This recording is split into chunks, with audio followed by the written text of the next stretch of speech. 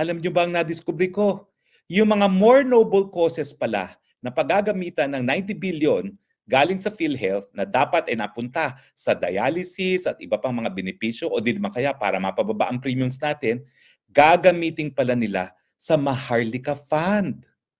Uulitin ko po ha, ako ang pangunahing author ng Universal Healthcare. Now, nakasaad po doon na lahat ng pondo ng PhilHealth dapat mapunta yan sa benepisyo ng mga members o di naman kaya para pababain ang premiums. Hindi po yan dapat ibalik sa national coffers dahil hindi po talaga fundraising entity ang PhilHealth. Yun na nga po ang masaklap dito mga kababayan, no? Dahil di ko alam kung ano bang nangyayari sa atin ngayon. Siguro lahat naman sa atin, pag nagtatrabaho ka, ay membro ka na ng PhilHealth. So, marami din sa atin na nakikinabang sa PhilHealth, no? Isa na ako, no? Nakikinabang ako dyan sa PhilHealth na yan. Pag nagtatrabaho ka, mayroon kang contribution agad sa PhilHealth. Yan, binabayaran mo yan. Pag membro ka ng PhilHealth, hindi mo na pwedeng mag-loan sa PhilHealth. Walang ganun sa PhilHealth. Pag 10 years kang membro ng PhilHealth, tapos hindi ka medyo sinaswerte ka, membro ka ng PhilHealth, hindi ka nagka-hospital dahil maswerte ka. Yung nahulog mo ng 10 years, doon lang yun. Hindi mo yun pwedeng maglo-loan, hindi mo pwedeng uutangin yun. Doon lang yun, nag-aantay lang Ang yun. aking balita po ngayon, nakakaloko.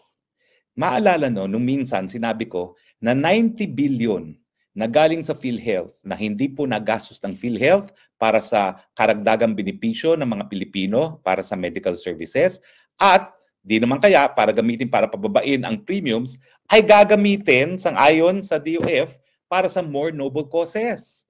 Alam nyo ba ang nadiskubre ko? Yung mga more noble causes pala na paggagamitan ng 90 billion galing sa PhilHealth na dapat ay napunta sa dialysis at iba pang mga benepisyo o di naman kaya para mapababa ang premiums natin, gagamitin pala nila sa Maharlika Fund. Alam nyo, hingi ako ng patawad sa inyo ha. Nung didiscuss yung Maharlika Fund, binigyan ko ng benefit of the doubt ang gobyerno. Kasi sabi ko, wala naman sigurong masama kung magkakaroon tayo ng Maharlika Fund kasi ang totoo lang, hindi tayo maka-invest dun sa mga investment instruments sa labas ng bansa. Kasi nga, may batas na lahat ng mga kita natin dito sa Pilipinas, dito lang sa Pilipinas may invest. So ang sabi ko, yung mga stock market sa Amerika at iba pang lugar na talaga namang mas malalakas kaysa sa Pilipinas, hindi tayo nagbebenepisyo. Pero sa totoo lang, gusto ko lang talagang suportahan yung Marcos administration kasi nga kasapi ako ng unit team. Pero sa totoo lang po, mali din talaga yung naging desisyon ng Kongreso na ang initial pero ang totoong realidad, kapag ikaw ay naman hindi mayaman at wala kang pera na po pwedeng isugal, kasi sugal yung Maharlika Fund na yan huwag mong ilagay sa alanganin ang pera ng mga retirees, ang pera ng magsasaka, ang pera ng mga maliit na mga negosyante. So sa totoo lang, mali talaga yung Maharlika Fund. Ngayon, pinasama pa nila lalo. Dahil bukod pa pala sa isusugal nila yung pera ng mga magsasaka, ng mga maliliit na mga entrepreneurs, at yung pera ng mga retirado natin, pati pondo para sa kalusugan, isusugal din. Uulitin ko po ha, ako ang pangunahing author ng Universal Healthcare. Now, nakasaad po doon na lahat ng pondo ng PhilHealth dapat mapunta yan sa benepisyo ng mga members o di naman kaya para pababain ang premiums. Hindi po yan dapat ibalik sa national coffers dahil hindi po talaga fundraising entity ang PhilHealth. Yan po talaga ay dapat nagbibigay benepisyo dahil lang talagang intention dyan, darating ang punto na malaki na yung pondo at lahat ng sakit at lahat ng gamot ay po pwede nang maibigay ng libre ng Estado. Sa ngayon, kakaunti lang palang talaga yung mga sakit na mayroong mga case rates, no? So meron nga po yan sa dialysis, meron yan sa mga maintenance medicine, pero napakarami pa pong mga sakit na hindi pa po nako-cover.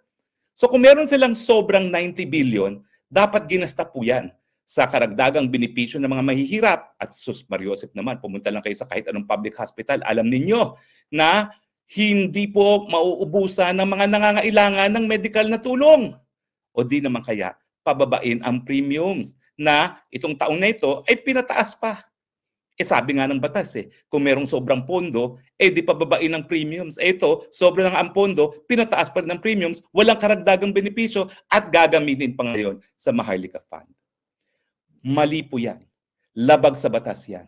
Unang-una, yung probisyon ng Universal Healthcare Law na hindi dapat gamitin yan kung hindi para lamang sa benepisyo at para pababain ang premiums. Pangalawa, meron kasi pong probisyon doon na kung hindi ako nagkakamali, 50% ng mga o 60% ng sin taxes dapat gamitin sa universal healthcare. At meron din yung provision na yung mga kita ng PAGCOR, kalahati at saka kita ng PCSO dapat ibigay din sa universal healthcare. Ibig sabihin, talagang sinasubsidize natin ang universal healthcare para magkaroon ng mas maraming benepisyo o mas mababang kontribusyon. Hindi po yan dapat gamitin sa sugal gaya ng Maharlika Fund. So labag po yan talaga sa batas. Bagamat alam ko na yung maitim nilang balak na lapain ng pondo ng PhilHealth, ngayon lang po lumabas na napakasama pala nung more noble cause na sinasabi nila. Ito pala ay sa Maharlika Fund. Ano ang basehan ko na ito pala ay gagamitin para sa Maharlika Fund? Ito po may provision ngayon ang 2024 General Appropriation Fund na nagsasabi na excess fund balances of government-owned and controlled corporations can become the funding source for unprogrammed appropriation. At yung unprogrammed appropriation na yun, lumalabas ay Maharlika Fund. Well, mali po yan kasi pagdating sa PhilHealth, wala po dapat silang excess funds. Sinasabi nila, ito daw ay pondo hindi na pakinabangan ng mga members. Well, pues, siguraduhin yung mapakinabangan ng mga members. Magbigay ko ng mas maraming benepisyo o di naman kaya wag na kayong magtaas ng mga kontribusyon o di naman kaya wag na kayong sumigil ng kontribusyon kung talagang sobra-sobra ang pera.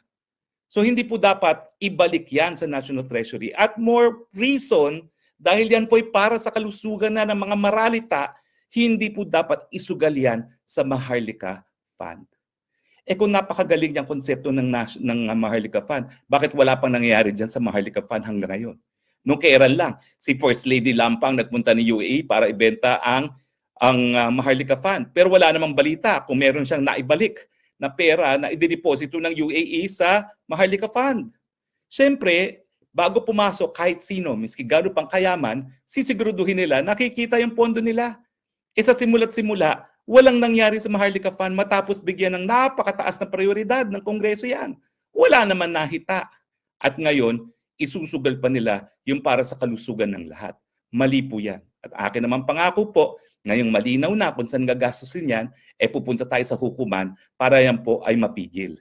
Dahil ang aking pangako at ang aking intensyon ng isinulong natin ng universal healthcare, dapat wala na pong Pilipino na mamatay dahil lamang po sa kahirapan. At hindi po natin tatanggapin na yung pondo na nakalaan para wag ikamatay ang kahirapan, isusugal pa sa Maharlika Fund na hindi naman natin alam kung sino talaga ang magbebenepisyo. Ano ibig sabihin ko dyan? So ganyan ba ang mangyayari ngayon dito sa Maharlika Fund? Gagamitin din ang pondo ng mga mamamayan na nakalaan para sa kanilang medical benefits para mapayaman ang ilang tao lamang sa gobyerno? Hindi po tayo papayag. In the same way na naninindigan tayo na hindi tayo pasusupil kahit ano pang paninira ang gawin nila, lalo lang lalakas ang boses natin na dapat itigil na itong adiktadurang Marcos, hindi tayo papayag na yung kaisa-isang batas natin na inalay para sa mga mahihirap ay masalawla ng mga magnanakaw sa adiktadurang administrasyon na ito. Pangako ko po yan. At hindi po tayo magpapasupil kahit patayin pa nila ako. Hindi nila ako nakuhang sirain sa internet. Well, sige po. Aalay po natin ang buhay natin. Hindi tayo susuko. Magsasalita tayo dahil winawalang yan nila po ang programa ng gobyerno na talaga bang will spell the difference between life or death dun sa mga hihirap. Laban po. Nakakalungkot talaga, no? Oh no! Yung ginagawa nila dito sa may PhilHealth. Gaano ba kadami yung 1 billion? Tapos 90 billion. Gaano ba kadami itong 90 billion na ito?